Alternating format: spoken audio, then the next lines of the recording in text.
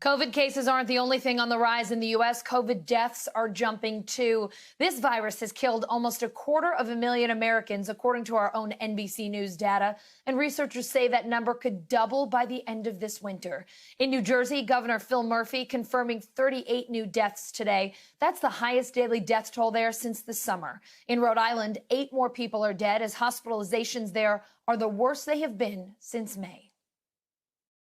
Now we're realizing that this pandemic is pushing us to the brink. Even in a very well-resourced state from a healthcare standpoint, we are rapidly running out of space. We're running out of supplies. We're running out of rooms. We are very concerned about what the coming weeks to months will bring. MSNBC anchor Yasmin Masugian is at a field hospital in Cranston, Rhode Island. NBC News correspondent Ron Allen is at a testing site in Newark, New Jersey. Ron, New Jersey reported another 4,000 cases today. That is the third time this week daily totals have topped 4,000. Tell us more about what's going on there. Well, the numbers have been exploding, and it's because people are moving indoors, because people are getting laxed and tired of COVID. They're not social distancing. They're not wearing masks. People are gathering in private homes. That's why one of the new restrictions in place here in New Jersey is a limit of 10 people in private homes. Obviously not something that the police are going to go around knocking on doors trying to enforce, but it's clear that that's one of the main sources of the spread that's happening. So there are restrictions on bars and restaurants at 10 o'clock at night shutting down. Here in Newark at 8 p.m. because the contact tracers have been able to determine that that's where there is spread happening. For example, a lot of bartenders have tested positive. In Newark, the other thing that you have going on here is that it's a very dense city. There are a lot of multi-generational homes.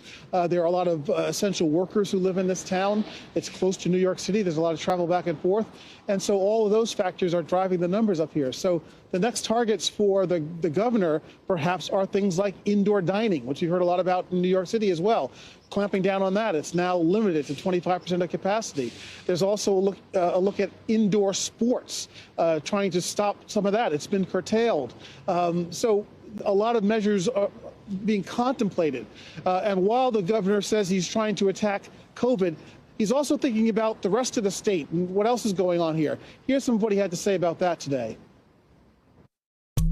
Got to be able to walk and chew gum as a government. So even as we continue to make the fight against COVID-19 the center point of our work, we also continue to work to see that our state emerges from this pandemic with an economy that is stronger, fairer, and more resilient for the challenges ahead. And meanwhile, as the numbers still continue to explode, he has said that he reserves the right to perhaps have a complete shutdown of the state. Here in Newark, the mayor has said that because the numbers are so high, a 20% infection rate, after the Thanksgiving holiday, he's considering a citywide shutdown for a week or 10 days. Everyone goes into quarantine, essentially. There's a lot of testing to try and stop what he thinks is going to be an inevitable spike in numbers after the Thanksgiving holiday. Allison? Yeah, Ron, you mentioned Thanksgiving coming up next week.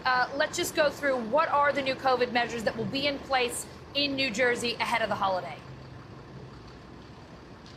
The main thing is trying to restrict large gatherings, and this is obviously a very difficult thing for families, friends to do. 10 people in a home. You know, most Thanksgiving dinners for many people, it's a huge gathering. And after so many months of enduring this virus, people want to get together. So it's going to be difficult. Outdoor gatherings, 150 people. You know, they're not going to be these big high school football games with lots of spectators in the stands and such that usually happens during this time of the year. Things are just going to be different and curtailed.